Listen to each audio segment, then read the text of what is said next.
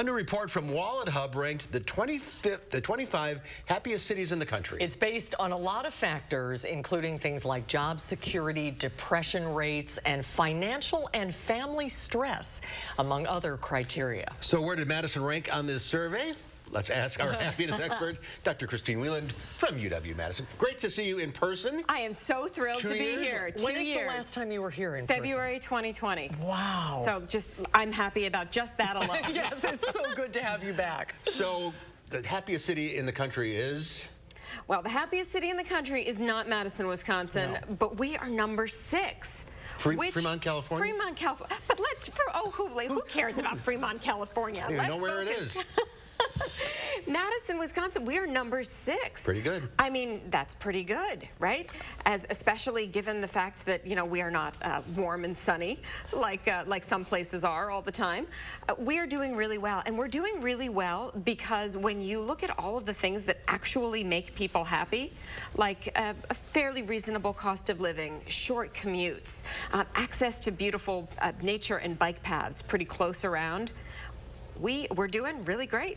One of the things that was interesting is the sunniest cities did more poorly than challenging climate cities like our own. Right, so we have this idea that if I only lived in a sunnier place, if I only lived in a warmer place, I would be happy. And as any good psychologist will tell you, no, of course your problems would follow you wherever you go. But I teach in the School of Human Ecology, and what we study is how humans interact with their natural, built, and social environments. And it actually turns out the physical place that you live does impact you, but potentially not in the ways that you think it might. So, for example, if things are affordable, if there's access to good health care like we have here in Madison, if there is an idea of learning, you know, if people feel like they're making a decent living wage, these are the things that, you know, they're not as sexy as sunlight, you know, sunshine all the time, but these are the things that really do make a difference. So moving won't help? Moving will help if you can do things like shorten your commute. So, for example, often we think, oh, I'm going to get the slightly bigger house, but that's, you know, maybe 30 minutes further out. That's really not a good idea for your well-being. Lots of studies show that the shorter our commute is, the happier we are overall, because we spend more time socializing.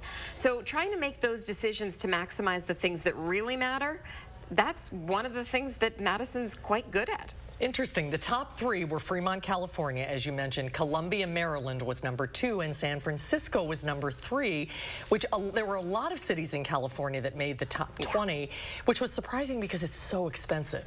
It is so expensive, and you know, and that's something that sort of California is known for. Usually, what we usually see is that a lot of the salaries try to keep up with the cost of living.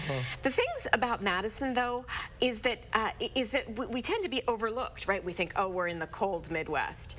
But focusing on those eudaimonic bits of happiness that really matter, and the fact that we actually are number 3 in terms of low stress in another WalletHub survey from this summer, it was found that Madison is number 3 lowest stress, which means that people are actually kind of not stressed about their jobs, and that increases our happiness a great deal. Good stress versus bad stress. Exactly. So good stress, eustress, as academics would call it, is a challenge, right? We like to rise to a challenge and feel good about accomplishing it.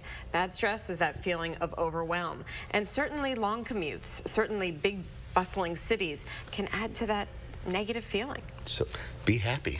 So be happy right here in Madison. We're the 6th happiest. That's right. Spring is on the way. And hey, maybe next year we'll make it into the top 5. Top Talk about that for aspirations. You have to have goals. Christine, good to see you. Good to see you. In person, live and in color. Back. Absolutely.